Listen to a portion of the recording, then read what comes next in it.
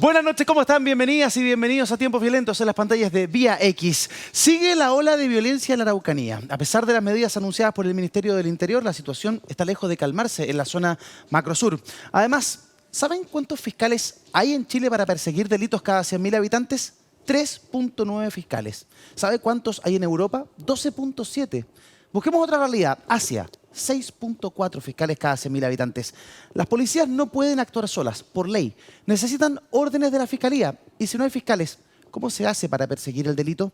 Hablaremos de aquello también. Revisaremos además lo que está pasando con los controles masivos de vehículos en diferentes puntos de nuestra ciudad, aquí en la capital. ¿Medida efectiva o efectista?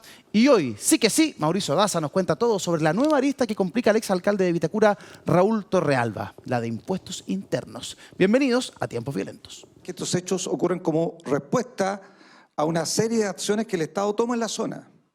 Hay reivindicaciones y hechos que han sido reivindicados producto de la aprobación de la ley Naín Retamal.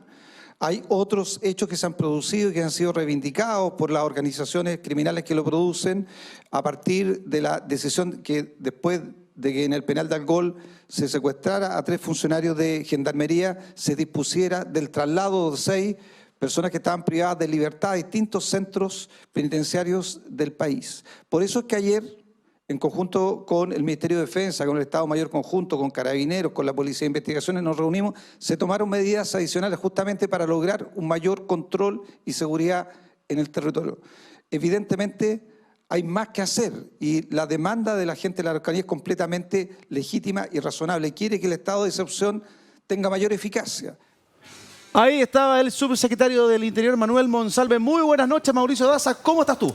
Bienvenidas, bienvenidos a una nueva edición de Tiempos Violentos. Efectivamente vamos a revisar qué es lo que pasa en la Araucanía. Más de un año de estado de excepción y fíjense, se ha conocido este conjunto de nuevos hechos de violencia. Se paralizó la Ruta 5, ¿no?, por un grupo de personas en pleno estado de excepción después de un año. ¿Es eficaz? ¿Qué se puede hacer para que esa eficacia se concrete en mayor medida? Bueno, y además vamos a ver también el caso del señor Torrealba y hoy día sí, de qué se trata esta querella al Servicio de Impuestos Internos y cómo mueve la aguja respecto a la imputación del señor Torrealba. Así que acompáñenos esta noche acá en Tiempo Violento. Saludamos y le damos la bienvenida, además de 10 segundos, a cada uno de nuestros invitados del día de hoy. Por primera vez en el estudio, los 3 invitados. Erika Ñanco, diputada de la República. ¿Cómo está, diputada? Gusto saludarla. 10 segundos, por favor, para lo que nos plantea el subsecretario del Interior. El subsecretario Monsalve ha estado tomando todas las medidas para poder ejercer la seguridad dentro de la Araucanía y dentro del país. La Araucanía no es la única región en Chile que necesita que los carabineros se hagan cargo del orden y la seguridad pública. Bien, muy bien, ok. O sea, el mismo ritual para saludar a la diputada Daniela Chicardini, diputada del Partido Socialista, digo, Sí, de la región de Atacama. No, ahora sí. Por ahora, el Partido Socialista. Por ahora el Partido Socialista. ¿Qué le parecen las declaraciones del subsecretario Monsalve, diputada? 10 segundos. A ver, la inseguridad no nace hace un año, ningún gobierno ha podido resolver este problema. Ahora entiendo que este gobierno ha enfrentado esto con decisión sin renunciar al diálogo, sin criminalizar a las comunidades, pero evidentemente entregándole seguridad a la población. Vamos a profundizar respecto a esos conceptos. Por primera vez en el estudio, pero habíamos tenido contacto vía Zoom con el diputado Miguel Mellado de Renovación Nacional y también, al igual que la diputada Ñanco de la región de la Araucanía. Diputado, bienvenido al programa. 10 segundos para usted. Hola Eduardo, primero Mauricio, Erika, Daniela. La verdad es que cuando las cosas se hacen sin convicción, no resultan. Y este gobierno no ha hecho con convicción el estado de excepción constitucional de la Araucanía. Algo descafeinado, con un decreto mal hecho, donde las policías y las Fuerzas Armadas andan juntas cuando deben estar desplegadas para poder tener acceso a todo eso. Tiempo, diputado. Perfecto. Vamos a conversar respecto a lo que está pasando en la Araucanía, pero antes, diputado, perdóneme, pero no puedo evitar preguntarle por lo que pasó ayer en la Comisión de Economía, que usted Ayer preside. ¿No hubo comisión de economía? Perdón, estaba hablando la representante de una ayer pyme. hubo sala de la Cámara de Diputados. El martes tuvimos sesión de economía. Perfecto, perfecto. Anteayer, bueno, le quiero preguntar por lo que pasó anteayer entonces en la comisión. Aquí está el hecho puntual que se ha viralizado y tenemos al protagonista aquí en el estudio. Mire. ¿Cuál? Protege de los efectos del incremento salarial a las empresas de menor tamaño con un subsidio 3 veces mayor al del año pasado. Mejora también la convivencia entre nuestros trabajadores. Vamos resumiendo. Estoy terminando, Presidenta, y soy solamente yo la que voy a hablar por mi gremio. compromete... No sea falta de respeto, ¿ya? No, le digo No sea falta de respeto. No, perdón, terminó si su lo tomé- tiempo. lo tomó mal, No, presidente. terminó su tiempo. Perfecto, muchas Ya, gracias. muchas gracias. Respeto. Esto pasó el 9 de mayo, diputado. Estaba hablando Yanina Figueroa, de la representante de una pyme, ¿cierto? De las pequeññas empresas de nuestro país en la comisión. Usted presidía y usted la apura un poco, le dice, resumamos. Y ella le dice, soy la única que va a hablar de mi gremio. Y usted le dice, se le acabó el tiempo, no le va a aguantar falta de respeto. ¿Qué falta de respeto en particular? No se ve ninguna ahí. A ver, ¿te puedo explicar la película? Por Porque favor. falta mucho ahí. Quiero saber dónde está la falta de respeto. No, falta mucho ahí. Espérate. Cuando se inició esta comisión que tengo que presidir, las reglas fueron claras. 8 minutos a todos los expositores. Eran más de 15 instituciones que iban a estar, ¿cierto? Más los 3 ministros, más los 13 parlamentarios. Y teníamos que llegar 12:30, 1, para que a las 3 de la tarde partiera Hacienda. Entonces, yo les dije que les iba a pedir y acortar el tiempo cuando ya estuvieran los 8 minutos. Esta señora estuvo 9 minutos, le dimos mucho más. ¿Ya? Y cuando ella me dice que es la única que va a venir, ¿por qué razón, si ninguno de los que yo le dije, ¿cierto?, que cortaran, tuvo la misma respuesta? O sea, no, es más, si tú ves toda la sesión, después Juan Araya no estaba el último y le dimos el tiempo necesario para que ella terminara el tiempo. Es un tema de tiempo, ¿ya?, que se corta cuando debe cortarse. Y cuando uno es presidente de una comisión y en los momentos que estábamos ahí, bastante Los tiempos eran tensos, acotados. Eran acotados los tiempos. Entonces, se cortó. ¿es el que ella no se haya ceñido al tiempo destinado lo que usted considera una falta de respeto? No, la contestación, yo le pedí que resumiera, ¿cierto? Como le pedí a 4 más que se pasaron en el tiempo, que resuma. Cuando como presidente tengo que hacerlo para poder que los otros 12 que faltaban pudieran tener el mismo tiempo de 8 minutos. ¿Se puede hacer de mejor manera, hacer un mea culpa usted, diputado? Pero que sí, hay que dirigir las sesiones. Lamentablemente hay gente que se puede sentir en la dirección de sesiones. Me pueden tratar de algunos de misógenos en las redes sociales. Ellos me pueden decir si soy misógino o no, digamos. Pero aquí no hay un punto. Ya. El punto es que yo tengo que dirigir una sesión y esa sesión se tiene que dirigir con mano dura, si no la sesión se te puede ser arrancar. eterna. Claro. Diputada, ¿qué le parece lo que vimos, la explicación que nos da el diputado Mellado? Bueno, yo entiendo que los presidentes y presidentes de comisión tengan que conducir, ¿no es cierto?, las sesiones de comisiones. Pero en este caso creo que fue un poco radical en su decisión, podría haber flexibilizado porque, a ver, convengamos que estábamos discutiendo un proyecto importante que estaba generando también la necesidad, que fue el emplazamiento que nos hizo en todo minuto la oposición, de poder escuchar a las pymes. Sí. Por lo tanto, era la oportunidad para poder recoger todas las opiniones, propuestas.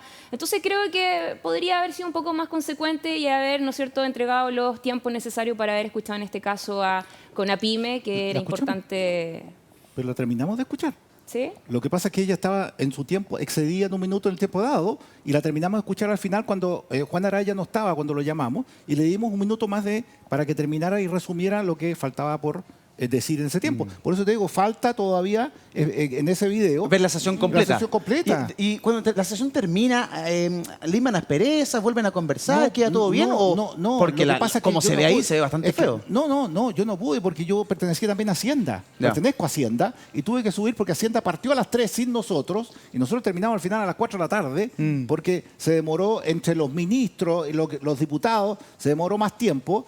Tuvimos que suspender entre 1 a votar y 2 de la tarde y volvimos a las 2 de la tarde y de ahí terminamos tipo 4 votando y llegó un informe a la rápida y Hacienda estaba suspendido, llegamos a Hacienda y se comenzó Hacienda. Diputada Ñanco, ¿algo que agregar?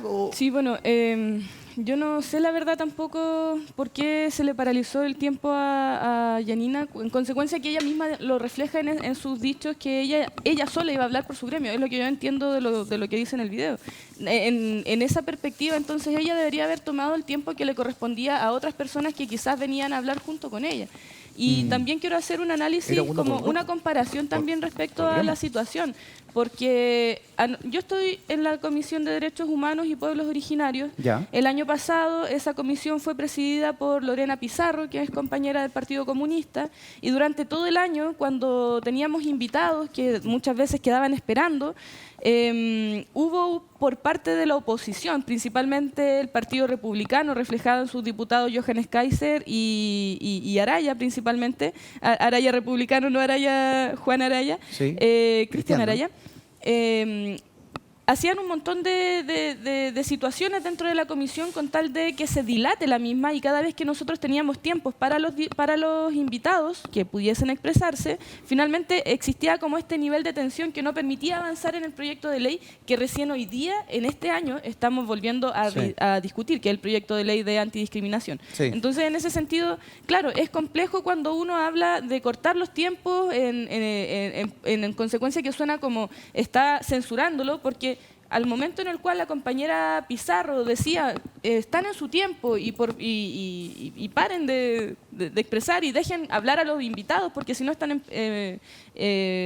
usando el tiempo de otro, pucha, había mucha resistencia. Entonces también es algo bastante complejo cuando uno habla del tiempo en las comisiones, cuando es el presidente o presidente el que debe presidir y debe cortar esos tiempos, porque pareciera ser que para algunos se puede ejercer ese rol, pero para otros, en el caso de una mujer comunista, como el caso de la compañera Lorena Pizarro, al parecer no se respetan esos tiempos. Mauricio, tú bueno, no Perdón, has sido Eduardo, parlamentario, pero has paréntesis, tenido... el tema a ver, son 8 minutos ya, que por uno cada tiene que uno. dirigir por lo que estamos. En las otras sesiones que se ven otros proyectos de ley, ¿cierto? Los tiempos no son con horario. ¿Ya? Ya. Entonces uno le dice, bueno, ¿cuánto tiene para hablar? ¿Cierto? Por lo menos en la Comisión de Economía. Y colocamos 3 máximo para las 2 horas y media que tenemos de comisión, 3 en cada proyecto para que puedan explayarse efectivamente en profundidad el proyecto. Acá, por la cantidad que querían ir, digamos, de distintas pymes, ella representaba a una pyme, los otros representaban a otras pymes, otras confederaciones, y cada uno tuvo 8 tiempos de minuto. Ella tuvo 9, incluso 10, porque le dimos al final de la sesión, porque no había hablado Juan Araya, que no estaba, se le dio el tiempo para terminar. Por lo tanto, hay que, lamentablemente, administrar el tiempo. Entiendo los descargos. A ver, Mauricio, tú no has sido parlamentario, pero tienes mucha experiencia en el Congreso, has trabajado mucho tiempo ahí también, en otros roles. El tiempo en las comisiones y la forma también que utilizó el diputado Mellado, ¿qué te parece? Bueno, efectivamente estuve ahí 14 años de asesor legislativo en el Senado y también he sido abogado que litiga. Y yo cuando voy a la corte y me inscribo por 15 minutos y estoy en el minuto 14, me dicen de que resuma. O sea, les voy a ser bien franco. Y habitualmente son bastante rudos, ¿no?, al momento de cortar los alegatos. Incluso nos dan muchas veces tiempos que son inverosímiles, 5 minutos para alegatos de recursos que son gigantescos. Y uno tiene que saber, de alguna manera, manejarse en esos tiempos. Aquí también nos pasa. Acá el tema, y nos pasa acá también. Aquí también. Oiga, usted no se da cuenta, pero acá yo tengo un audífono donde me gritan permanentemente de que ya, tiempo, estaba hablando mucho, ¿hasta cuándo? Bueno, Resumiendo, ese es el tema. Pero resumiendo ahora, en este mismo momento, yo creo que si hay un acuerdo de una comisión de entregar determinados minutos, le corresponde al presidente de la comisión ejercer, digamos, la autoridad para que se respete ese acuerdo, más allá que pueda ser odioso o no. Quizás el tono, ¿no? Muchas veces hay veces en que se ocupa otra forma, pero el hecho de decirle a alguien que se pasó del tiempo, ¿sabe qué? De hecho, ni siquiera cortarlo, decir resuma, yo creo que no es algo que pueda ser en principio cuestionable en ese contexto, ¿no? Porque hay muchos proyectos que, oye, se invita a más gente en la que puede intervenir. Y la idea es que se escuche a todas las personas posibles, ¿no? A todas las personas que pueden ser afectadas. Y eso exige, cuando además hay urgencias de proyectos, ¿no?, que se tienen que despachar rápidamente, exige, digamos, administrar el tiempo. Eso a veces puede ser odioso. Los invito a revisar el siguiente titular. Miren. Pese a estado de excepción, hechos violentos en la zona macrosur subieron un 47% en los últimos días. El gobierno entregó su balance quincenal de la situación en la zona para solicitar una nueva prórroga al Congreso. También pasó el mismo día que usted, el 9 de mayo. En una mirada en el largo plazo, los hechos de violencia han disminuido un 29% desde que rige la medida hace un año. De hecho, abríamos el programa con las palabras del subsecretario Manuel Monsalve, que viaja el próximo lunes a la zona en cuestión, zona de donde más... Además, son representantes los parlamentarios Ñanco, que está con nosotros, y el diputado Mellado, que se encuentra aquí en el estudio. ¿Cuál es la situación, diputada, de lo que está pasando en la Araucanía? Hemos visto un recrudecimiento. Lo que pasó anoche en el viaducto de Mayeco también es muy delicado. Un camión que corta la Ruta 5. Es noche tras noche desde que, si no me falla la memoria, se promulga Naim Retamal. Ahí empieza a recrudecer la violencia. ¿Cuál es la situación actual? Bueno, eso nos demuestra que en realidad el problema que existe no solo en la Araucanía, sino el problema de la seguridad en su integridad es un tema que se tiene que abordar a nivel de país, a nivel de Estado, a nivel de cómo nos hacemos cargo de la seguridad no solo en la Araucanía, insisto, sino también en Antofagasta, por ejemplo, o también en Magallanes, como de repente nos podríamos pensar que más al sur puede que no hayan delitos violentos, pero la verdad es que sí hay. Entonces, en esa perspectiva yo siento que existe también una estigmatización hacia la Araucanía, porque cuando en Santiago se queman buses o lo que sea, no pasa nada. No pasa nada porque no tiene ningún tipo de connotación. O puede que hayan... Es difícil que algo que suceda acá en Santiago, a no ser que sea un delito más violento, que es un asaltante, por ejemplo, que le dispara a alguien en la calle, o etcétera, sea noticia a nivel nacional.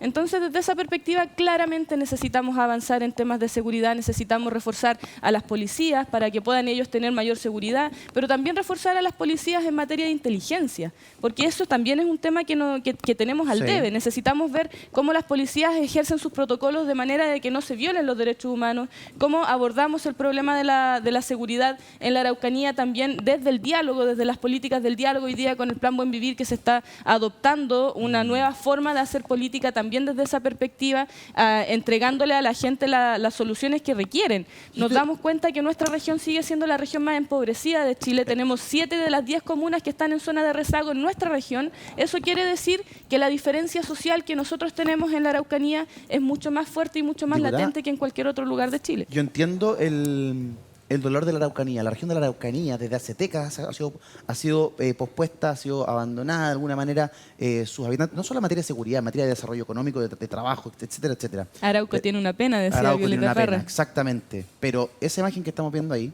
de ese camión de la empresa Frontera, que fue interceptado por 7 sujetos encapuchados y armados, que bajaron al conductor, cierto, a punta de escopeta, y que luego termina cortando la Ruta 5, no es algo que se vea en Santiago. Entonces yo ahí difiero de su punto de vista, porque si esto pasara en la Alameda, esto sería noticia a nivel nacional, al igual como lo es cuando pasa en la Araucanía.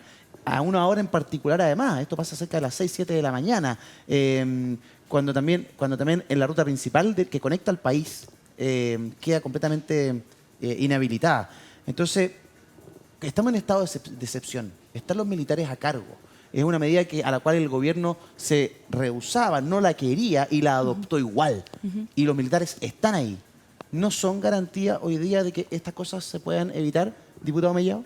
Por eso yo dije al inicio que cuando las cosas se hacen sin convicción, por cumplir y sin algo detrás, realmente que tú creas en eso, no va a funcionar. El gobierno al principio no lo quería. Estos atentados son diarios, a veces no son ni noticia. Cuando se queman en lugares rurales, le balearon a trabajadores de un municipio que estaban construyendo una casa. Sí.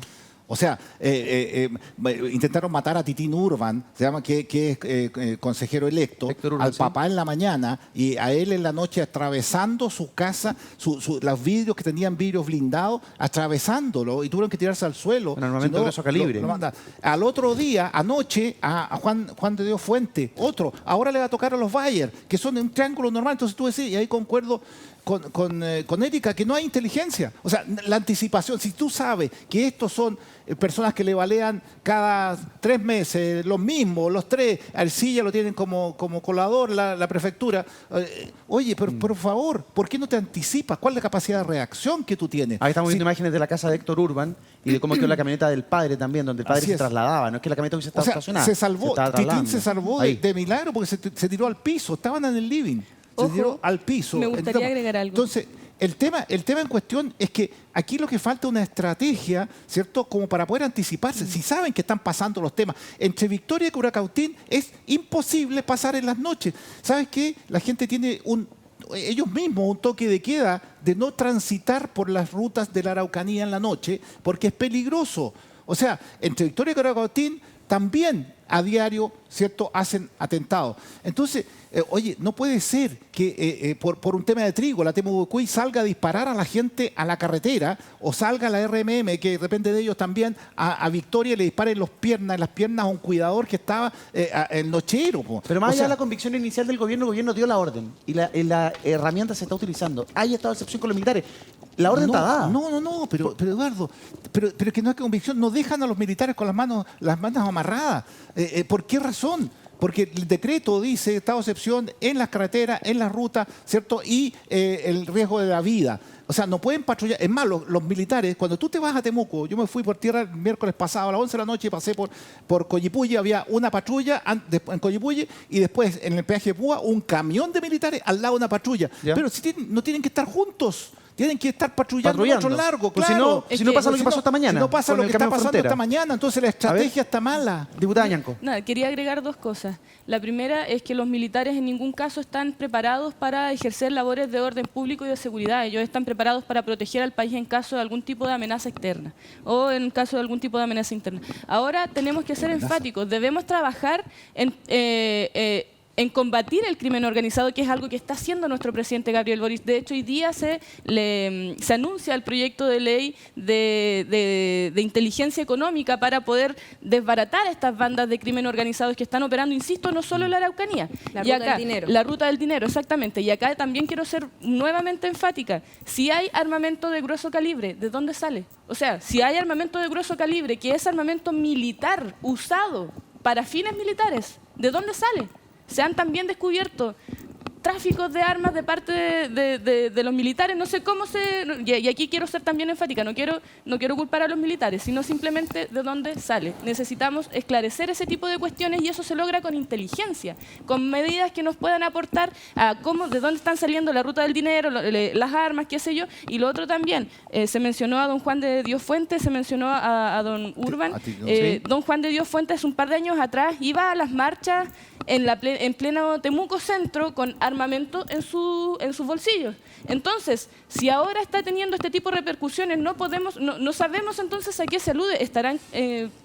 ¿Por qué tiene armamento y va a armas si no le pasa nada? Por ejemplo, él fue director del registro civil hace un par de años atrás. Don Urban también tuvo en algún momento algún tipo de altercado entre familias, por ejemplo, con la familia Luxinger. No, Entonces son eso sí cosas que que no. pasan en la Araucanía y nadie se Oye, está hablando de a ver, eso, solamente perdón, están hablando de lo que Eduardo, sucede perdón. ahora. A ver, Hay cuestiones que hay que Erika, esclarecer con todo desde respeto, antes con todo también. respeto. A ver, todo respeto. quiero comprender bien lo que Con pasa. todo Quiero la opinión de la diputada Chicardini, que no ha hablado nada, pero quiero saber qué es eso de que la familia Urban tuvo No. conflictos con la familia Sí, Luxinger. eso pasó hace 2013 creo, no estoy segura, A pero ver. más o menos por esa fecha hubo Mira. algún altercado entre familias donde ellos mismos se estaban atacando. Entonces, estamos aludiendo a algún tipo de Pero, responsabilidad. ¿A esta es quién? una- ¿Hay problemas con el crimen organizado? Sí, hay problemas con el A crimen ver, organizado, Erika, pero no solo en la Araucanía, insisto, Erika, también en todo Chile. Y eso Erika, es algo general Erika, que debemos abordar como pido- política de Estado y hoy día nuestro presidente se está haciendo cargo de Erika, eso. así como Diputado. tú pides respeto, yo creo que pido respeto también por las familias que están sufriendo atentados terroristas. La familia Lusinger es una familia que fue un atentado terrorista y están presos algunos que le han dado tremendas preventas dentro de la cárcel. También Lo que han hay habido en la asesinados Araucanía, mapuche. Eduardo, es terrorismo. No hay crimen organizado. Terrorismo. Y es más, ¿dónde salen las armas? Del robo de madera, según Héctor Yaitul, que cumplió 25 años haciendo atentados terroristas desde Lumaco, Capitán Pastene, que quemaron los primeros dos camiones. ¿Y a quién se las compran? Nunca, ni un gobierno pudo ponerle coto y se fue para atrás el Estado. El Estado se fue para atrás y dejó que estos delincuentes, que estos terroristas asolen toda la ciudadanía colocando a comunidades mapuche y no mapuche bajo su pie, colocando a ellos extorsión, colocando miedo, ¿cierto? Hay muchas Pero el comunidades miedo también mapuche se que son ejerce pacíficas, desde el ¿cierto? Estado Y que y no se tienen hace miedo, cargo. No miedo se hace cargo un de la Estado de CAM, una deuda miedo que de hay la hace CAM, varios miedo de la años. UAM, miedo de la LNM, de la resistencia mapuche Lafquianchi, resistencia mapuche Mayeco, que tienen miedo de ellos porque los presionan para que o hacen lo que ellos quieren o los dejan sin nada. Entonces, ¿hay terrorismo? Sí. Diputada Chicardini, la he visto muy silente, atenta al debate, Sí. a la discusión. ¿Qué opina No, lo que usted pasa de es lo que está igual pasando quiero en- ser prudente porque No es convengamos su que distrito, los dos son claro. de la Araucanía, me imagino que viven día a día esta situación muy compleja. Es gravísimo el aumento de violencia que se está generando en sus territorios y yo en eso, primero, solidarizar efectivamente con la familia del consejero electo. Creo que Nadie puede hoy día tolerar esta situación que es muy difícil de abordar, porque primero, claro, hoy día el gobierno ha avanzado en distintas medidas y acciones que incluso muchas de ellas han tenido efecto. Recordemos que a propósito del robo de madera se han desbaratado bandas. Proyecto mío que Boric no lo quería y me dijo de todo en la comisión, pero y tampoco lo firmó, no fue capaz de firmar, de derogarlo, lo firmó pero hoy día Interior. Hay voluntades, ¿no es cierto?, de poder avanzar en una agenda de seguridad. Y yo creo que en eso hay que hacer un diálogo amplio, Eduardo. Yo creo que hay que llamar a la unidad con temas sensibles. El gobierno está haciendo todos los esfuerzos para poder combatir la delincuencia, el narcotráfico, el crimen organizado, que está muy presente en la Araucanía.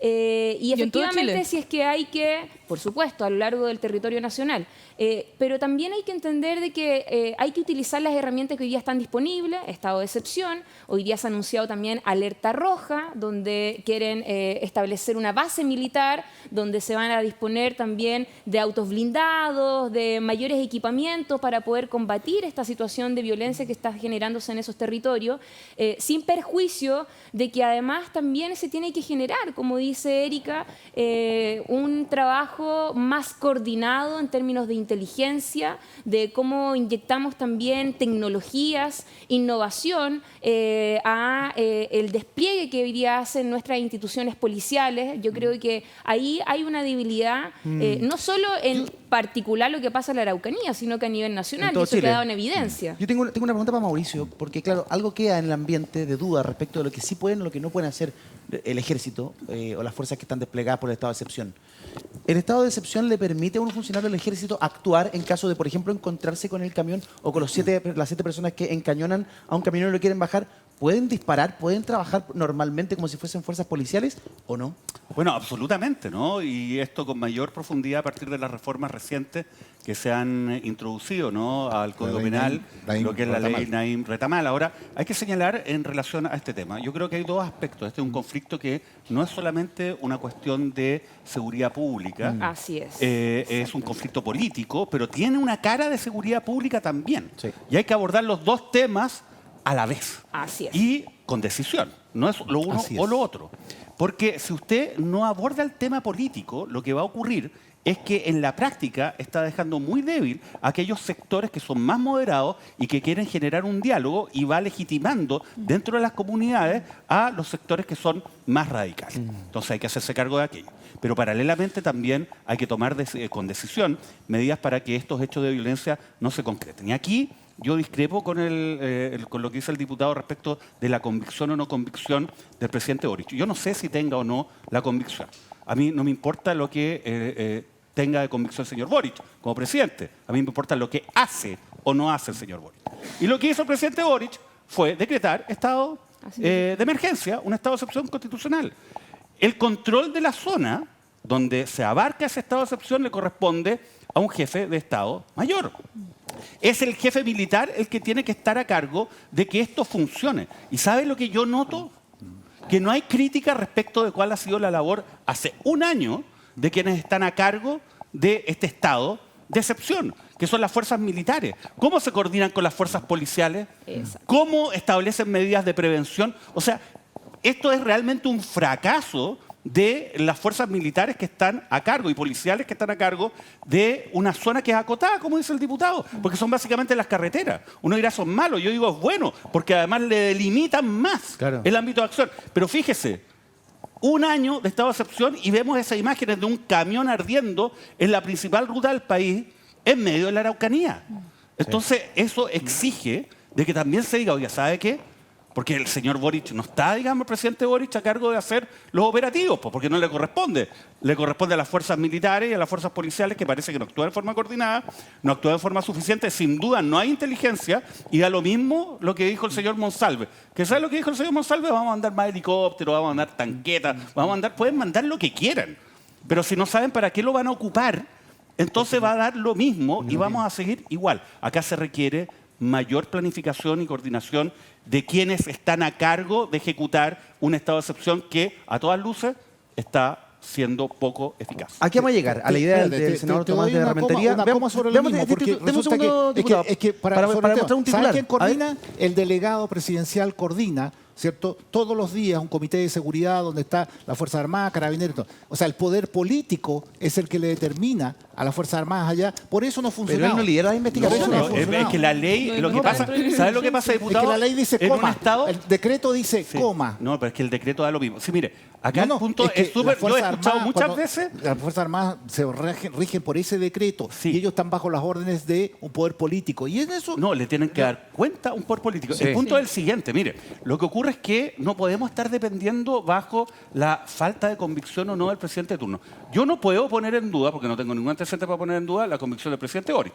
Pero si usted la pone en duda, este debate debiese dar lo mismo si estuviéramos en un Estado fuerte. Porque acá lo importante es la ley. Y la ley establece cómo se rigen los estados de excepción. Y los estados de excepción constitucional los decreta el presidente. El presidente Boric lo decretó. Va hace un año. Ustedes están votando en algo que es bastante ridículo ya a esta altura, cada 15 días la extensión del estado de excepción constitucional. Y en ese contexto lo que corresponde es que el jefe de la zona, que es la persona que tiene que aplicar las medidas concretas, no, mire, sabe que voy a hacer un operativo a tal hora, en tal lugar, tal día. Voy a incautar arma a tal hora, a tal día. Voy a recibir la información y la voy a ejecutar de tal forma mis atribuciones a partir de eso. Eso es lo que falta. Y eso no es culpa del presidente Boric. Estoy claro, pero no se está dando. Diputado, perdóneme. Perdón, ya. ¿A qué quiere ir usted? ¿A lo que plantea el senador Tomás de Rementería? Mira el titular. Diputado. Perdón, el diputado, toda la razón.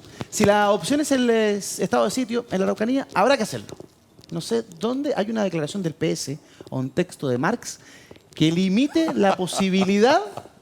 Sácame un poquito de GC. Gracias, muchas gracias. En un estado de sitio, dijo el diputado, tras el terrorismo y violencia criminal, entre comillas, lo planteó él, que vive la zona. ¿Del Partido Socialista? Del Partido Socialista, Sí, del claro. Partido Socialista. A ver, diputada, su colega, diputado Tomás de la Rementería, plantea Sí, la no, pero posibilidad mire, dos cosas. Dígalo. Yo no puedo estar más de acuerdo con Mauricio. De hecho, lo he dicho en muchas oportunidades, acá hay un problema político que va de la mano, ¿no es cierto?, con la contingencia, que es un problema de seguridad que hay que abordarlo de manera conjunta, de manera paralela. Hay avances con el plan de Buen Vivir. Bueno, Erika está en el territorio, nos podrá dar detalles de cómo ha avanzado la CONADI, cómo se han entregado los recursos para obras, para poder mejorar la calidad de vida, en este caso, de la población. Sí. Pero por otro lado, las medidas efectivamente han sido ineficientes, por lo que decía Mauricio, porque yo, al igual que lo hemos conversado dentro del mismo Congreso Nacional, a propósito de la discusión de varios proyectos de ley, queda en evidencia. Y sumado, a propósito también, de lo que está pasando en las fronteras de nuestro país con la migración, que las Fuerzas Armadas pareciera ser de que no están hoy día con los estándares que uno esperaría por los tiempos complejos que estamos viviendo. Si lo podemos comparar con otros países, nos dan evidentemente por lejos una capacidad de inteligencia, de coordinación interna, porque yo no comparto con el diputado Mellado cuando dice, es que esta es una decisión política que dice el delegado, sí, pero el delegado no le va a decir al policía cómo tiene que actuar en un operativo, sino que probablemente le va a dar las coordenadas de cuál es la complejidad del territorio y qué es lo que podemos hacer, y el mandato expreso es que tenemos que abordar esta población. Vean ustedes cómo lo hacemos, probablemente también Interior está trabajando en un diseño a propósito de lo que se hizo en Make, por dar un ejemplo, pero ¿quiénes son hoy día los que entregan una estrategia? Los que ejecutan. Claro, finalmente son las policías, sí. Y en este caso, bueno, la Fuerza Armada, los militares. Y yo siento que ahí no hemos logrado concluir finalmente de manera positiva el mandato que se le ha entregado a ellos, porque lo hemos visto en las últimas horas. No es suficiente. Y yo en ese sentido, bueno, si en algún minuto lo dijo el mismo presidente de la República, si es que hay que tomar herramientas que hoy día te entrega la Constitución para poder darle solución a un tema complejo como es la seguridad de la población, vamos a hacerlo. En eso no vamos a titubear.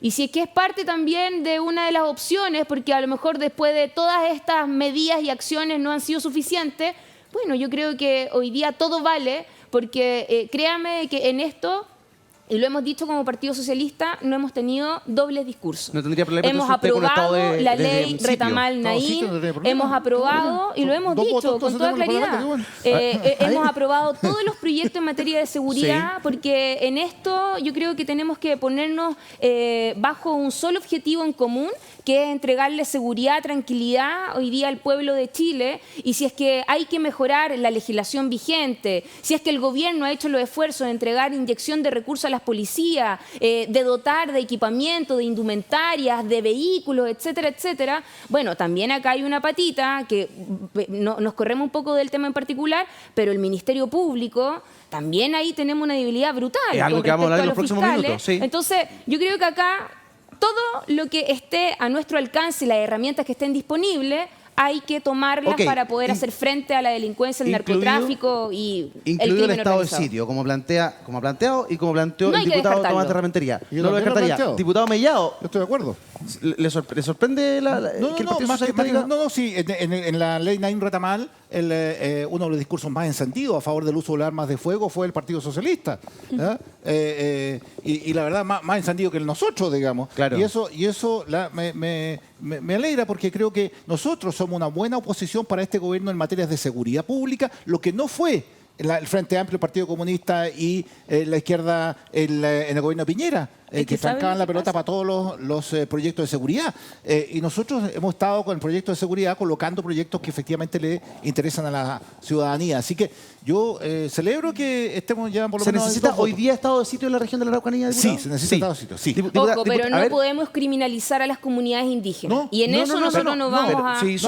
este problema, No, como estamos muy bien hablando de explica estado de Mauricio, sitio. este problema tiene muchísimas aristas. Es un amplio abanico de aristas, pero en materia de seguridad, uno ve que el estado de excepción no sé si está dando resultados. Diputada Ñanco, ¿qué es lo que tiene este tema? Usted me dijo, ¿sabe lo que pasa aquí? Sí. Y quedó ahí interrumpida. Lo que pasa es que hay que conversar sobre el tema de la seguridad de una manera integral. No solamente tener a los militares en las calles, no solamente tener a las policías en las calles, sino también prepararlos para que ellos puedan ejercer su labor de la manera que corresponde. Insisto, ¿No sin- están preparados para hacerlo bien? Ahora, bueno, quizás pueden haber mejorías, se pueden mejorar. El problema es que cuando no se hacen bien las cosas y se tiran a los militares y a las policías a las calles con armamento, sin fin, yo estoy de acuerdo con dotarlos de recursos, estoy súper de acuerdo con eso. El problema es que hay que también dotarlos de capacidades, en el sentido de que cuando no están capacitados, sucede lo que sucedió en el gobierno de Piñera, cuando asesinaron a un mapuche llamado Camilo Catrillanca.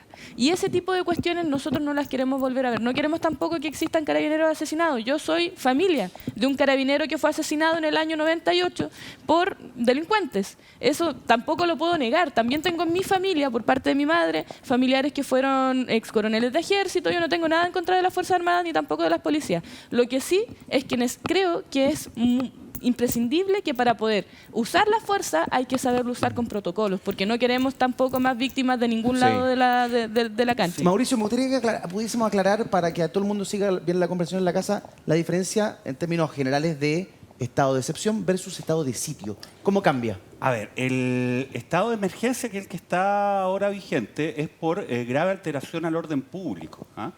El estado de sitio es por guerra interna o grave conmoción interior. O sea, no es que uno pueda llegar y elegir así nomás, ¿no? Mire, ¿sabe qué?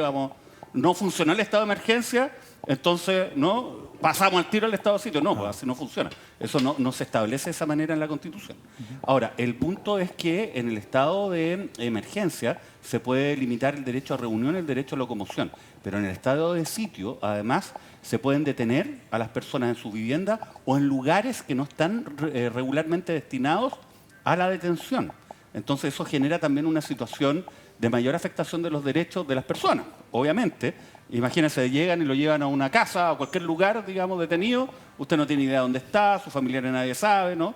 Y los estándares, digamos, bajan. Entonces hay también un riesgo de abuso. Ahora, yo creo que acá hay que ser pragmático. Obviamente, si es que el estado de sitio, un estado de excepción, puede ser útil para un objetivo bien concreto, bueno, se tendrá que utilizar. Pero no puede ser tocar más fuerte el mismo piano desafinado. Eso. No, porque si usted llega, ya sabe que suena mal, ¿qué vamos a hacer? Vamos a tocarlo más fuerte. Más fuerte. Oiga, ¿sabe qué es lo que va a ocurrir? va a sonar igual de desafinado y más desafinado todavía. Acá lo que hay que hacer es arreglar un poco el piano, digamos, ¿no? Afinarlo, y eso se puede hacer con el estado de excepción actual. Si usted no sabe para qué va a utilizar un instrumento, va a fracasar. Si usted no tiene inteligencia para saber quiénes son las personas que lideran este grupo, dónde están, dónde guardan las armas, dónde tienen el dinero, hacia dónde va, y qué es lo que pueden llegar a hacer si tienen algún atentado planificado, entonces no va a funcionar ninguno de estos instrumentos. Y ese es el problema que tenemos hoy día. Y es por eso que esto no está funcionando. Entonces yo creo que el estado de sitio no tiene mucho sentido, ni jurídico ni material, hoy día en la Araucanía. Hoy día hay alerta roja. ¿Cómo? Estamos con la alerta Sí, roja, lo entonces dijo el también hay que gobierno, dar sí. los tiempos necesarios Sí. para que el gobierno haga su despliegue. O sea, esto fue anunciado el día de ayer. Todavía, ¿no es cierto?, tenemos que ver cómo esto se materializa en la práctica. Sí, claro. Pero Esperemos, ¿no es cierto?, el que estado de hoy excepción día... lleva un año. El estado ¿Cómo, de excepción perdón? lleva un año. Entonces, uno hace la evaluación y dice, chuta, ¿está funcionando? ¿No está funcionando? Hay algo de lo que... Algo se esbozó, lo dijo la diputada Sticardini, pero no hemos profundizado, que tiene que ver con las fiscalías. 3.9 fiscales cada 100.000 antes que pasemos habitantes. al tema, ¿te puedo hacer un resumen? Diputado, de lo que- deme un segundo, por favor, de- que ya tengo eso en pantalla y tengo esperando a alguien. Lo vamos Lo que a seguir pasa es que conversando aquí en el veo- estudio. siento que Diputado, hay deme un segundo, Ah, por favor. perdón. Perdón. Fiscalía Nacional advierte enorme déficit en dotación y busca un aumento de casi un 50%. Así es. El estudio arrojó que cantidad de persecutores está bajo la media de otros países. Aquí en Chile 3,9 por cada 100.000, en Europa sobre 12, en Asia 6.4 cada 100.000 habitantes. Está con nosotros Francisco Bravo, el presidente de la Asociación de Fiscales de nuestro país. ¿Cómo está, Francisco? Gusto saludarlo. Buenas noches. Hola, ¿cómo están? Buenas noches, un gusto estar con ustedes. Y además, bueno, lo invito a de pronto vincular lo que estábamos conversando anteriormente con este déficit que también puede traducirse a lo que pasa en la Araucanía en particular. Ahora, que no tengamos fiscales suficientes para hacer la persecución de delitos es muy peligroso, es muy dramático, porque finalmente las policías necesitan de la instrucción del Ministerio Público, de un fiscal, para poder ejecutar su pega. Si no hay quien les ordene aquello, resulta que el delito actúa solo. ¿Cuál es la evaluación que hacen ustedes de lo que está pasando en materia de personal en las fiscalías?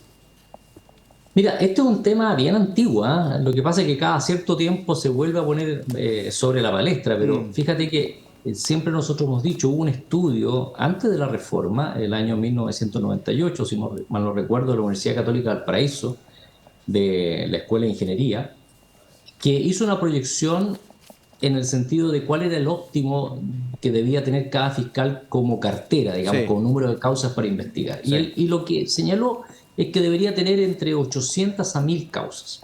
Ese era el óptimo. Bueno, ¿qué es lo que ocurre hoy día? Para ir inmediatamente a las cifras más gruesas. Hoy cada fiscal en promedio, por cierto, tiene 1.750 causas, es decir, el doble, Más del doble.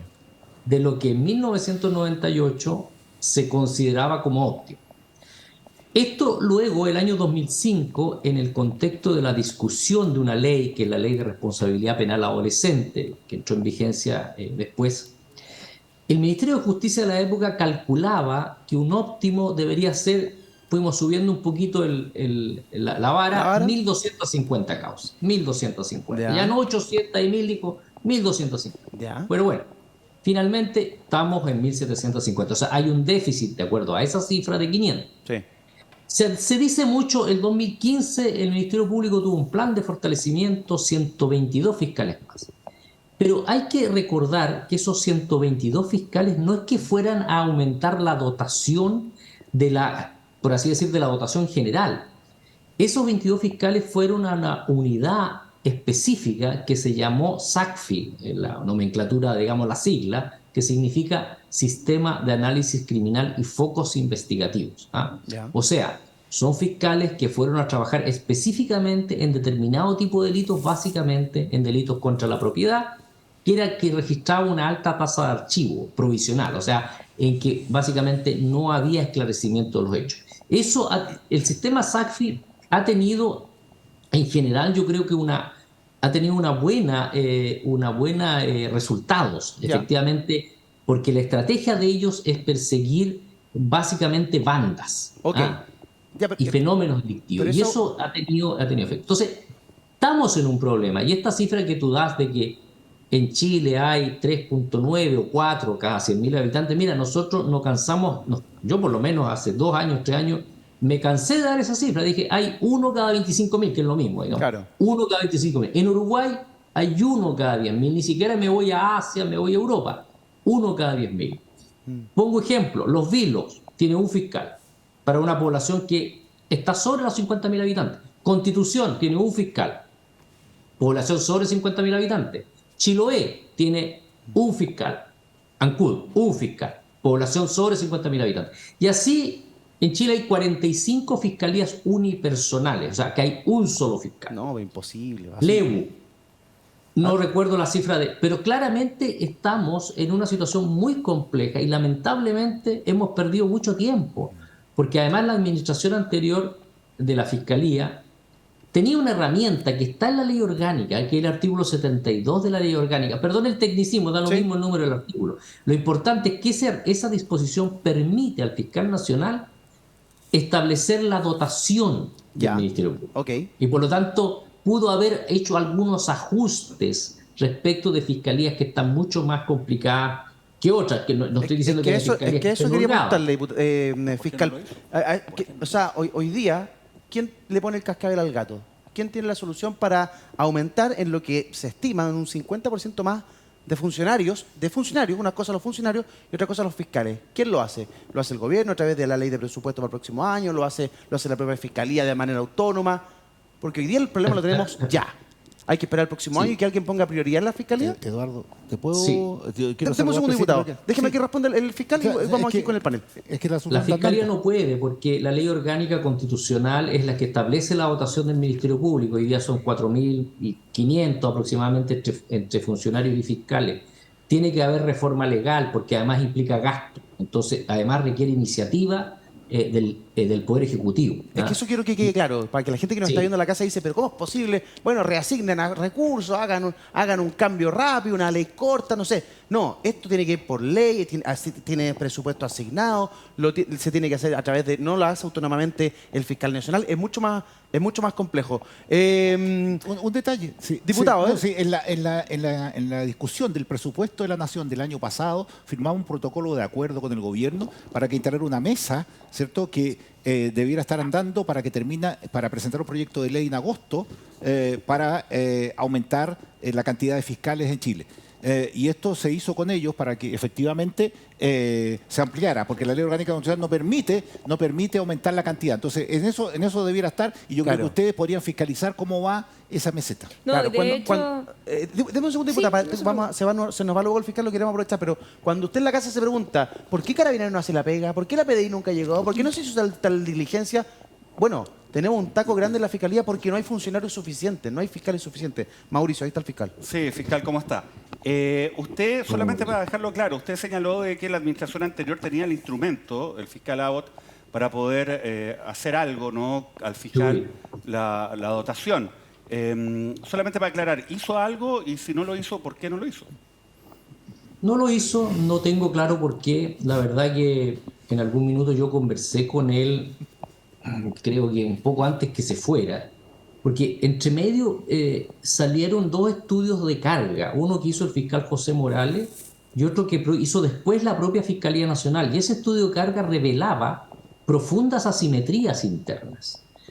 Y es un estudio, no sé si se filtró, se publicó, y bueno, esto no creo que sea infidente, y me llama el fiscal Abbott muy molesto, y me pregunta sobre esto, ¿por qué nosotros? Porque esto es un estudio que además José Morales hizo para la Asociación de Fiscales.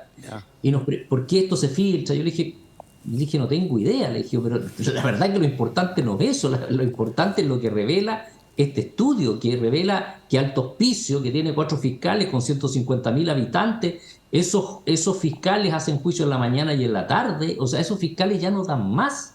Y desde el punto de vista gremial, para nosotros es una gran preocupación, pero además, Mauricio, es una gran preocupación porque significa que la calidad del servicio que nosotros podemos entregar no es todo lo óptima que la ciudadanía merece. Eso es lo complicado. Entonces, y yo le dije, está en el artículo 72, fiscal. No, yo le dije, si esto se dio derecho en 2015 cuando usted llegó, no inmediatamente, a lo mejor de manera planificada, haber hecho un proceso gradual, que con datos duros, de tal manera de poder ajustar mejor los recursos que teníamos, sabiendo, por supuesto, que tenemos un déficit. ¿ya? Y a veces es complejo porque, por ejemplo, el fiscal a Valencia cuando llega, él destinó ya 2 fiscales a Alto Hospicio desde la Fiscalía Oriente. Ya. Y eso es complicado porque saca de la Fiscalía Oriente, la Metropolitana Oriente, 2 fiscales que son también importantes para esa fiscalía. Sí. ¿Mm?